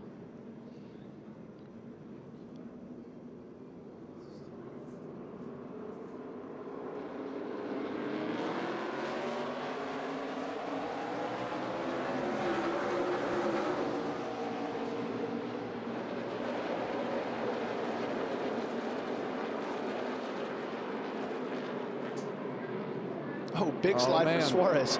Eric Almirola coming through. This is a huge opportunity for Eric right now. Look at A.J. Allmendinger side by side with Larson as they hit 3 in 3A. We understand the restart is under review. We'll keep an eye on things and await word from NASCAR. Almirola, second start of the year, has the race lead in front of Allmendinger and Larson. Suarez, who stayed out, is back to 5th as Justin Allgaier makes a move. See, Ty Gibbs could have been part of that deal up at the front. He lost so many spots on pit road as you see a bunch of dirt and cars jumping everywhere. I think there was a body slam back there entering the S's. Cole Custer in the top 10. So the 20, all clear. Clear by half. We're on board with a guy who's seen it all today. He does not care where he puts his car as long as he's making his way forward. Larson thought about it. Waits patiently. And that's what makes A.J. Allmendinger so tough, right? Because in that position where you think that you had him in a spot oh man, that's tight. To make a pass under the braking zone, you can't do it because A.J. is so good on the brakes. But they're going to do their best to lean on each other right here, Austin. If that was any example of that this is not going to be an easy pass. It's going to be, it's great if you're Eric Almirola to know that Kyle Larson is stuck behind one of the best guys on the brakes, which your only passing zone. So Larson's going to have to use the bumper. He's going to have to try and find a creative line to figure out his way around quickly before Almirola gets too far away. Well, and AJ knows that if he gets by him, his race is over. Shot of winning is over. Yeah, his shot at winning is over if he gets by. So AJ's plays here is to hopefully stay on the outside or even cross him over. But I'll say pretty easy pass after all that hype. Yeah. On the brakes, Kyle Larson passes AJ Allmendinger. Larson is second, 1.1 seconds behind your race leader, Eric Almirola. We'll see if he can get there and how long it will take him. We said the restart was under review. The 07 of Daniel Suarez posted. He'll have to make a pass-through penalty.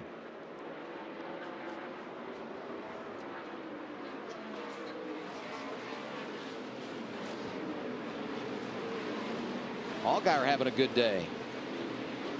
He's fourth. Austin Hill in the top 5 again. What's going on with Brandon Jones? Check this out. Yeah, I saw the dirt out of the side of the booth, and it's just so hard to go through the S's right there side by side. And you see Jeb Burton bounce off the curb and get up into Brandon Jones and spin him through the dirt. That's just a funnel point. Like, you have to end up getting single file by the time you get up the hill to turn 9. And I say Brandon, bit of an unfortunate spot there and lost a lot of time in track position because of it. There's a lot less give as we're heading into the end of this race. Very aggressive. Ty Gibbs very aggressive. Gets by Allgaier. Up to 4th is the 19. Top 4 Cup regulars doing double duty this weekend. Look at Kligerman in the 48, putting some things together late in this race. Been a mainstay 10th to 12th all afternoon long. I just love looking in the distance of that shot, and you can see all the brake tire lockup, all the brake smoke.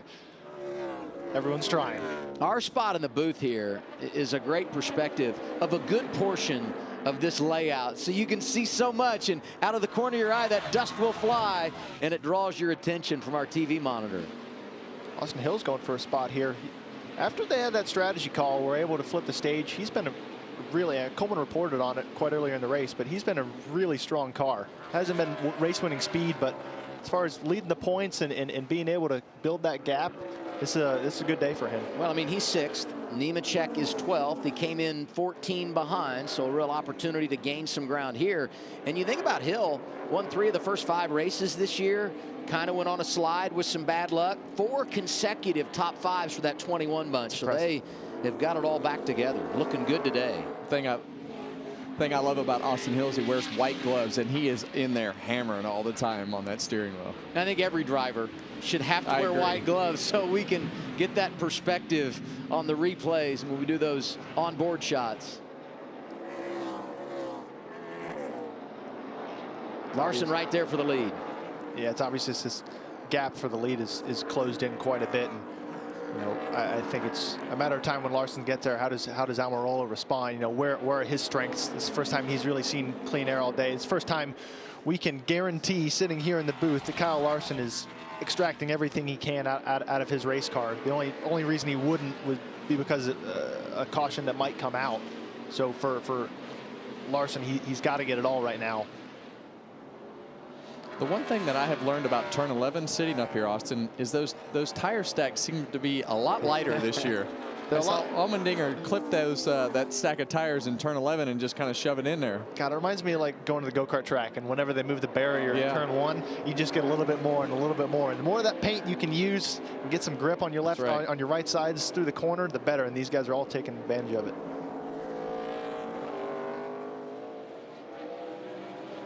Talking about some of these drivers inside the top 10. Look back there in 9th on our pylon. Sam Mayer is there, and Sheldon Creed in 10th. So kind of a yo-yo day for driver 2, but he's been able to find his way to the top 10 late in this race.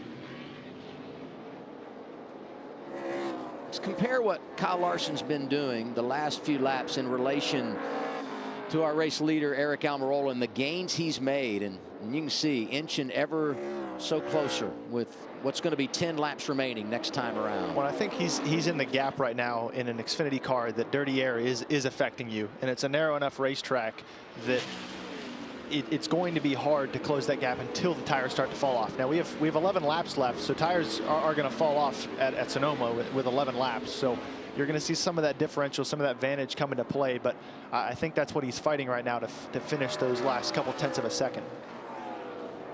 And you see him make up a lot of ground into turn 11 because he's able to hold his car out wider and get a better turn-in point to the tires there. That's something Kyle, I feel like, is characteristically different than a lot of guys. Looking at his stuff through 11, getting that big arc into the corner and being able to get his car straight on exit. It's such a big advantage for him and such a big opportunity corner as well. Off of turn 4 down to turn 7. Almirola got to be feeling the pressure. One little miscue and you know the 17 is going to drive right by.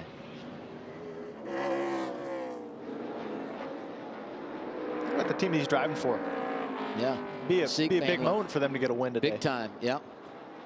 Kyle Sieg normally drives this car, younger brother of Ryan, but Eric able to put a deal together, and boy, what an afternoon it's been for them. And he looked good in practice yesterday. And, you know, I listened to him in an interview with Jamie Little during our Cup coverage earlier today, and he said, I'm here because I love doing this. And it's working out so far, but boy, Larson, every time we get to 11 is just a little bit closer. And that tire stack being moved down really plays into Kyle's hand because, like I talked about, he's got that big late arc into the corner, and apex is wherever that tire stack isn't. And it's a huge advantage for him, and that's where he's going to be able to get the pass done. I think he's seen it. He doesn't have enough of an advantage in a lot of the rest of the lap. I thought he'd have more of an advantage in turn 7 the last time through, just with having grip and better drive. I think 11 is where he's going to be really poised to make this pass. He's got to get off of 8A better because that seems to be where Eric's car does pretty good. He gets off the top of the hill right there in 8 and is able to get down through 9 and 10 pretty good to somewhat protect himself, but he's shallower getting into 11, turning in early, and Larson's able to get that big arc like you're saying. 9 to go, Coleman. Yeah, I've made my way down here to turn 11, and to back up what Kevin and Austin's been saying about Larson, his strength arc in the corner, what it also does is allows him to get off the brake pedal and roll. And I think the one defense tool that Eric's going to have, if he recognizes that, is if he can park it in the center to 2/3 and kind of take away that point to at least stop something. Here's Larson changing it up a little bit this time, trying to send it in the corner. A little nudge. Some contact off the corner. Here comes Kyle Larson. I think Kyle really cut him a break there. I think he had every right to really roll into his right rear quarter panel. He wants to make this pass clean. 8 laps to go now.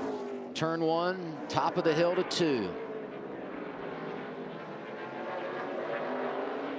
To your point, Kevin, about 8A and that S's section being important, that was, you saw Eric get a bit of a slide through there, and that really gave Kyle enough of a gap to make up the difference through turn 10 and into the brakes into 11. Yeah, and right now, I think you talk about Kyle cutting in some slack. I think right now Kyle's just trying to put enough pressure on him to make the pass easy. And the more laps that go by, the more pressure with the bumper will come. Because right now he's saying, okay, buddy, all right, Eric, if you're going to make a mistake, let's make it, and I'm going to make the pass. I'm going to stay right on your bumper and keep putting pressure on you until you make a mistake. And if he doesn't, then I think that move will be less forgiving in turn 11. I thought we were going to get it last time. Larson played nice, and Almirola did all he needed to do to maintain the top spot. Here we go again. Turn 11. How close can he get? Well, if Eric can keep getting off of turn 8A like he is right now, but this is his where he's at a disadvantage right there. He enters shallow. Oh, Larson. Whoa. Way wide. What happened there? A.J. Allmendinger comes by and gets second. That was really odd. I don't even know what to even say. Because it didn't look like he was loose into the corner. Like it looked like he had positive lock into the car, you know, turning right hand into the corner. I wonder if there's any radio or replay here. You know, if you go back to Cup qualifying earlier today, it was turn 11 where Larson had a problem. I wonder if like power steering went out or something happened there. That is one of the oddest things I've seen. Because it just straightens up on him. You don't see him counter steer here. You don't see him have a reaction. I don't think he hit that tire bundle. I mean, it almost looks like the car turns left. I mean, it goes straight, and then all of a sudden it tries to turn left on its own. The only thing Eric Almirola knows is it was the best thing that's happened so far today. Because he's really needed that gap. He was really under pressure, and now all he's got to worry about is Allmendinger, who's got just under 2 seconds behind him.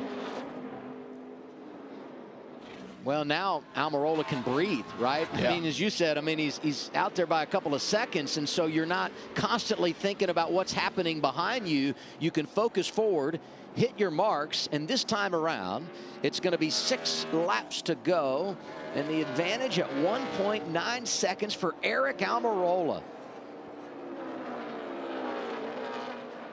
I just like that we got a couple of double A's out front, you know? That's right. I tell you, he needs to go for everything he's got, because you just never know where this is going to go. Well, I'd almost look at it from the other perspective, is that because he has this gap, you know, Larson's going to start heating up Allmendinger. That's his chance to cool stuff down. You know, if you have another caution, that's another advantage to trying to cool it down. Obviously, you want to keep the gap. You don't want this to be a 3-car battle for the lead, because that's when you get ping pong balls. But I think he has to make sure he can run 6 laps without falling off a cliff. This is for 5th. Justin Allgaier has it. Parker Kligerman is there. Kligerman, as we said earlier, such a great road racer. Aggressive restart late last week, going for the win at Portland. Came into today 26 points below the playoff cut line, but stage points this afternoon, and a good finish keeps them right in the game with an opportunity to qualify for the postseason. And I saw some smoke, it looked like, out of the back of Justin Allgaier's car there. He's fighting that wheel too. He talked about, you know, potential power steering issues. He's giving it all. Oh man. Heavy lockdown into turn 11. I can tell you Parker did not want to hit that 7 car after last week, after, you know, trying to race hard for the win. He did everything he could not to make another you know, another enemy. Yeah, you see Parker come in right here and get a little bit of wheel hop, and then you see the car wiggle back and forth, wheel hop in the back tires, and then he just, like you say, just plows the brake pedal. That was max. That's the highest brake pressure he's gotten all day today, making sure he didn't hit Allgaier. Hey, but he stays 6th, and he's still right there behind Allgaier. A great point stay for him coming up here potentially. Big time. And that's what those guys expect. Like, that's what Parker expects when he comes to the road courses, is to score points and have a chance to be competitive up towards the front of the field. Larson right there with Allmendinger for 2nd. They're over 2 seconds behind Eric Almirola. 8 drivers doing double duty this weekend, and the extra track time is paying off. They've got the top 4 spots. Ross Chastain back there in 18th. The penalty for Suarez has him 30th. Josh Bilicki, Ty Dillon right around 20th, 25th. 4 laps to go for Eric Almirola in front of Allmendinger and Larson.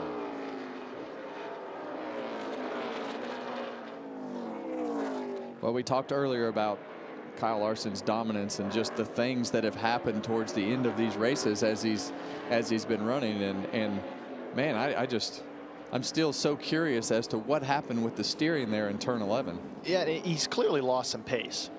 Like, was it going to be the easiest pass on the 28 car? No, but he hasn't really rallied and passed the 10 car like I probably would have expected. He clearly wants to. Yeah. He goes for a big lunge into 7. And I think he lost pace earlier when the 10 car and the 17 car had contact down the front straightaway. You see that right front fender and the splitter damage on the 17 car. I wonder if that has something to do with it. But he still had pace, but he lost some pace when he got that damage there on the right front, in my opinion. Absolutely, I completely agree. You don't think of a road course as somewhere where aerodynamics is really going to matter, but that splitter height is still super important, even to braking. You know, I remember I've run some of these races without a fender, and it really affects how you can brake into the corner, the downforce that you have that puts pressure on that tire, and it's clearly affecting Kyle. But still, I am completely lost about what happened in turn 11 there. We have got an upset brewing in Sonoma, California.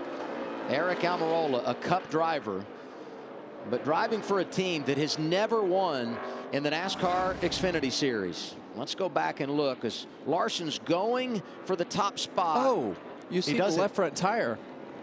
You see the left front. Did you see the left front tire? He hit the tire bundle. Yeah. We were looking at two different things. You were looking at the left front tire. I was looking at the tire bundle. He hit the tire bundle and something happened. Yeah. Well, it must have been from hitting the tire bundle because the left front tire just completely jerked sideways. Going to try and make the pass again. Unable to get there in turn 7. Gosh, hate to have such a dominant day. I mean, if you're Kyle, you got to think about driver error. I mean, he clipped those tire bundles, and that's what, you know, popped the wheel out of his hands. Just an easy mistake to make for sure. Yeah, there's just so much speed being right next to those tires and being in the paint and rolling around the corner. And we talked about how good he was rolling around that paint and being able to make his car roll faster than Eric's.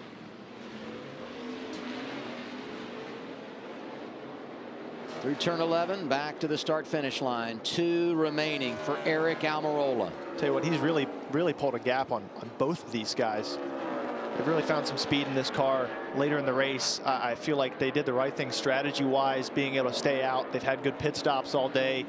Talk about a team effort. If they're able to pull this off, I think you're going to have a pretty happy race car driver. Well, I go back to what I was saying earlier. You know, Jamie Little talked to him during the Cup practice qualifying show and said, why do you do this? What can you gain? He said, it's not as much about what I gain, it's just what I enjoy doing. I love this racetrack. I love racing here. The opportunity presented itself. He's taken advantage, and it's not just about track time. It's about chasing a trophy. I'm not sure that we saw it coming, but he'll be 1 lap away from his 4th career win when he comes by the start-finish line next time. Kevin, you know Eric a lot better than I do, being his teammate and racing around him for a lot of years. But with where he's at in his career, I've got to imagine a win today definitely means a lot for him. I don't know what you think about that. I don't want to jinx him here. I know. I don't want to jinx him, but if he does win this race, I know he's going to be really excited because I saw both of his kids here, and Eric is super involved with his family, and his kids are around a lot. And I know that'll be the best part for him. White flag is out. 1 lap to go. Sponsored by Credit One Bank. Next flag will end the race. Less than 2 miles to victory lane for Eric Almirola. You talk about his son. I really enjoy seeing him at the racetrack because it reminds me of going to IndyCar races with my dad. Because I would talk to every driver, give him a high five, talk to him, enjoy being there. And I think that's what makes it fun for Eric coming to the racetrack. Well, I can tell you that will be the highlight of the day for Eric, is to see his kids. And I saw his wife Janice down in the pits earlier. His daughter was at the food tent helping the chef make food. So hopefully Eric brings this around here, because I think the celebration will be really cool with his family. You're trying your hardest not to jinx it. Yeah, I'm trying so hard. Because I know how much this would mean to him, right? Yeah, with 100%. Everything that you just said. I mean, it would be so important and cool for him to be able to celebrate with them. RSS Racing started competing in the Xfinity Series 10 years ago. Best finish twice, a second on 2 different occasions. They're headquartered in Sugar Hill, Georgia. Through turn 11. Good job, Trevor. Thank you. Here's Eric Almirola. The first Xfinity race at Sonoma goes to Eric. He gets it done in wine country. Yeah, Eric, good job, buddy.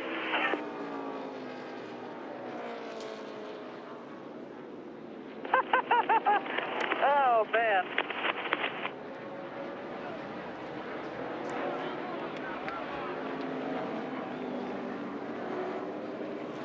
That is so cool. Allmendinger second, Larson third, Gibbs comes home fourth. Kligerman gets back to fifth. Custer sixth. Talk about a good drive. Yeah, big time. Faced so many things today. Allgaier ends up seventh. Austin Hill with the top 10. Sammy Smith back in the top 10. And Sam Mayer, solid today as well, finishes in the 10th position. 4th career win for Eric Almirola. Last time he won in an Xfinity car, 2017 at Talladega. First ever win for RSS Racing. So happy for Rod Sieg, Ryan Sieg, and everybody that puts in so much time with this team. As I said, they're based in Georgia. They have a lot of battles every week just to get to the racetrack. Some adversities that a lot of these teams don't face, but they come out swinging each and every week. And today they get to celebrate for the first time. And that team, that family is a real staple of this series, and they've stayed committed for a long time. So for them to be able to get a great driver like Eric to come in the car and execute, bring home a win, it's pretty cool. As we wrap up our coverage here in Sonoma for the NASCAR Xfinity Series, we remind you NHRA Epping Finals that are actually taking place at Bristol this weekend after a rain out in New England last week. That's coming up next on FS1. How about this? We had an ARCA West race here yesterday. Ryan Preece doing double duty won. So an SHR driver wins on Friday. An SHR driver has won today with Eric Almirola in that 28 car. I turn to my right and I look at you, Kevin. No pressure tomorrow. I'm fine. That would be fine with sorry, me. Austin. Cole Custer won last week. Yeah, right. There you go.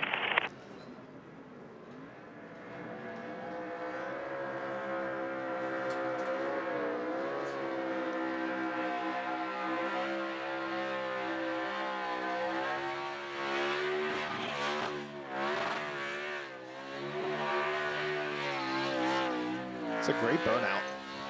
Yeah, and I love this for Eric. I see all of his Smithfield Cup team guys standing up there on the wall, but burn it down, man. And Ford's been quiet in the Xfinity Series. They've now won 2 in a row. You mentioned it, Kevin, last Saturday in Portland. Cole Custer today. It's Eric Almirola, and there's the family. Love it.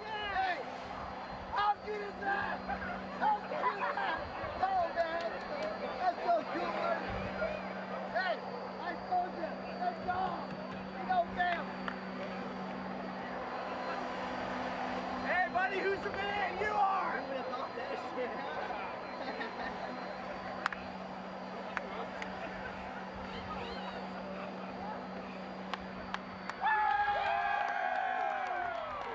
That's awesome.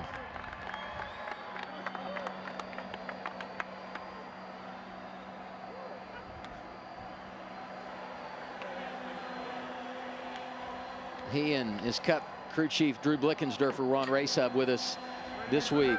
Got to see the bond that they share and how they support one another. Neat to see a celebration this afternoon here at Sonoma. It's Eric Almirola, who pulls the upset and wins the DoorDash 250 down to Josh. Eric Almirola, you told me earlier today that you love racing at Sonoma. That's why you jumped at the opportunity to do this double dip. When you get the win, you hold off AJ Allmendinger, you hold off Kyle Larson. What does this win mean to you and this team? Oh man, this is so special. It's hard to explain. I know it's an Xfinity win. It's not a Cup win, but after COTA, I told Davin and Drew, I was like, man, I really don't think I should run any more road course races in the Xfinity car. It makes me look like a wanker, and I lose self-confidence going into Sunday. But I knew that this racetrack, this is one that I can run good at. I've run good here my whole career. I don't know what it is about this place, but I love racing here. Just so thankful to everybody on this race team, everybody at SHR in the Xfinity shop. They take on a lot to not only bring their 2 cars to the racetrack, but to prepare a 3rd car. So thankful to Mike with Michael Roberts Construction to come on. Without him and Largo Concrete, we don't get to run this race. Thankful to Ford, everybody that makes this deal work. All of our partners, Shady Rays, Pit Boss Grills, First Form, everybody that makes this thing go round. It's been a really tough year on the Cup side, and to come out here and get a win and get to celebrate. My kids came out. We're going to spend the week in California for our off week, and they're going to get to go to Victory Lane. So that is so special. The pictures we have at home with our family in Victory Lane mean the most to me. So excited to share this Victory Lane here. Also Camus, we had a great dinner last night and drank a little bit of Camus wine last night with our team, and this is their hometown. So man, this is awesome. I can't wait to get to Victory Lane. Congrats, Eric. Well, Kyle Larson, extremely fast race car all weekend long. Unfortunately, come home in the 3rd position today. Turn 11, we saw you get into the tire barrier down there. What took place? Yeah, I just got too greedy. If you can get your rights below the rumbles into the paint, it's a lot of grip, and I got it good a couple times, and then yeah, it was just kind of tucked up right behind him and clipped the tire and knocked the wheel out of my hand, and then after that the toe was off, so I was really tight in the lefts and then really loose in the rights, so couldn't make runs at it. So just hate it for Kevin Mindering and everybody. They deserve a win so bad with this 17 car, and between all of us, we've all found a way to lose. So just really mad at myself right now, but proud of the car that they brought, and congrats to Eric too. He did a really good job out in front of me, hitting his marks, and he could kind of get away from me in a couple important areas, and it would make me have to work hard behind him. So hats off to him, that team, and yeah, just bummed and mad at myself. Thanks, Kyle. Next time we see the 17 car, Watkins Glen with Alex Bowman. Later this year, Larson drives it at Darlington. Larson 3rd today, Allmendinger 2nd. Your winner in Sonoma, Eric Almirola, gets it done.